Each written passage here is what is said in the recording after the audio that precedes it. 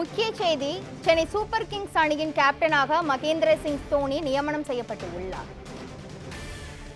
Chennai super Kings அணியின் கேப்டனாக மீண்டும் மகேந்திர சிங் தோனி நியமனம் செய்யப்பட்டுள்ளார்.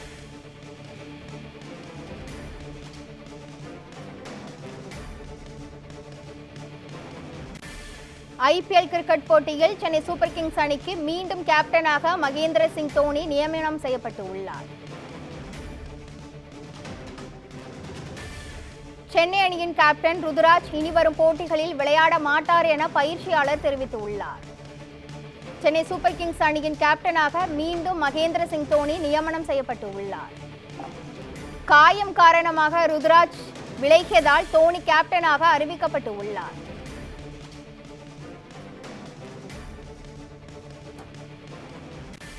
இது குறித்த மேலும் விவரங்களை வழங்குவதற்காக நமது செய்தியாளர் ஜோஸ் பிரபாகரன் இணைப்பில் உள்ளார். ஜோஸ், சென்னை சூப்பர் கிங்ஸ் அணியின் கேப்டனாக மீண்டும் மகேந்திர சிங் தோனி நியமனம் செய்யப்பட்டுள்ளார். இது தொடர்பான மேலும் விவரங்கள் என்ன பதிவு பண்ணுங்க. கிருஷ்ணவேணி, நடந்து வரும் IPL போட்டியானது சென்னை சூப்பர் கிங்ஸ் அணி தொடர்ந்து தோல்வியை சந்தித்து வருகின்றன. இந்த நிலையில் அணியின் குறித்து பல்வேறு விமர்சனங்கள் எழுந்த நிலையில் தற்போது கேப்டனாக தோனி அறிவிக்கப்பட்டுள்ளார்.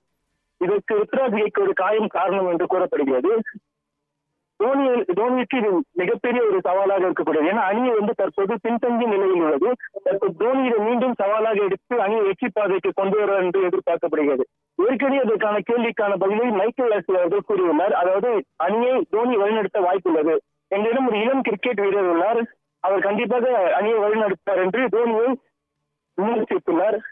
அதற்கு இப்போது சரியான விடை கிடைத்துள்ளது. தற்போது இனி நடக்கும் போட்டிக்கு தோனி கேப்டனாக இருந்து அணியை முன்னேறி வழிநடத்தார் என்று எதிர்பார்க்கப்படுகிறது. தற்போது தோனி ரசிகர்கள் மிகவும் சந்தோஷமாக உள்ளனர். கடைசியாக நடந்த போட்டியில் தோனியின் ஆட்டமும் மிகவும் சிறப்பாக இருந்தது.